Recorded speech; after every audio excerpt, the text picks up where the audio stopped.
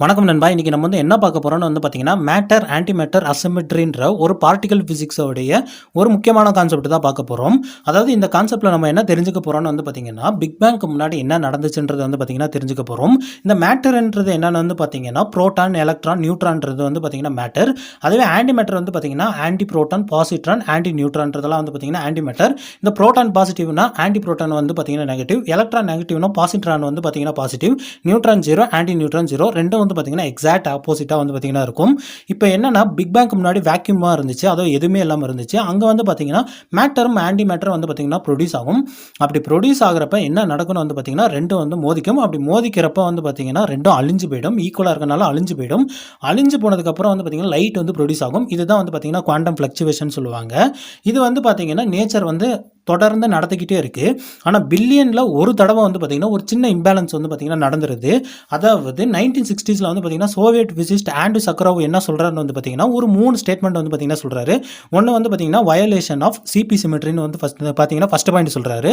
அதாவது இந்த matter anti matter பார்த்தீங்கன்னா ப்ரொடியூஸ் ஆகி அழியிறது பார்த்தீங்கன்னா நேச்சர். பட் இதுவே பார்த்தீங்கன்னா நேச்சரே ஃபாலோ பண்ணாமல் இருந்திருக்குன்னு ஃபஸ்ட் பாயிண்ட்டை சொல்கிறாரு. ரெண்டாவது பார்த்தீங்கன்னா ஒன்று ஆன்டி மேட்டர் பார்த்தீங்கன்னா மட்டும் ப்ரொடியூஸ் ஆகிருக்கணும், இல்லை மேட்டர் மட்டும் பார்த்தீங்கன்னா ப்ரொடியூஸ் ஆகிருக்கணும். ஒரு கோடியில் ஒரு தடவை மட்டும் இது நடந்திருக்க வாய்ப்பு இருக்குன்னு சொல்கிறாரு. அப்படி இல்லாட்டி மூணாவது பாயிண்ட் என்ன சொல்கிறாருன்னு பார்த்தீங்கன்னா மேட்டர் பார்த்தீங்கன்னா ரொம்ப அதிகமாகவும் ஆன்டி மேட்டர் பார்த்தீங்கன்னா கம்மியாகவும் ப்ரொடியூஸ் ஆகிருக்கலாம்.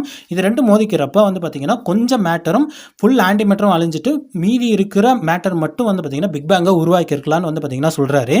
இதை எப்படி ப்ரூஃப் பண்ணான்னு பார்த்தீங்கன்னா 1964 பார்த்தீங்கன்னா ஜேம்ஸ் கொரனின் அண்ட் வேல்ஃபில்ன்ற 2 சயின்டிஸ்ட் பார்த்தீங்கன்னா வராங்க.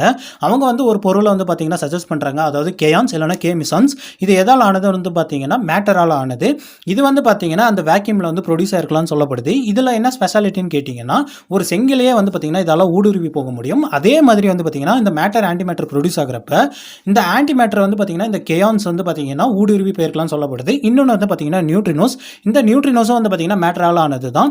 இதை என்ன பண்ண முடியும், இதோட ஸ்பெஷாலிட்டி என்னன்னு கேட்டிங்கன்னா பார்த்தீங்கன்னா ஒரு மலையே பார்த்தீங்கன்னா இதால் ட்ராவல் பண்ண போக முடியும். அதாவது கிட்டத்தட்ட 5லேருந்து 6 கிலோமீட்டர் பார்த்தீங்கன்னா இதால் பெனட்ரேட் பண்ணி போக முடியும். இதுவும் அந்த டைமில் பார்த்தீங்கன்னா வேக்யூமில் மேட்டர் ஆன்டி மேட்டர் ப்ரொடியூஸ் ஆகிறப்ப இந்த நியூட்ரினோஸ் பார்த்தீங்கன்னா பெனட்ரேட் ஆகி அதுக்குள்ளே பார்த்தீங்கன்னா பிக் பேங்கை உருவாக்கி இருக்கலாம் அப்படின்னு பார்த்தீங்கன்னா சொல்லப்படுது. இதுதான் பார்த்தீங்கன்னா மேட்டர் ஆன்டி மேட்டர் அசிமெட்ரி. நன்றி.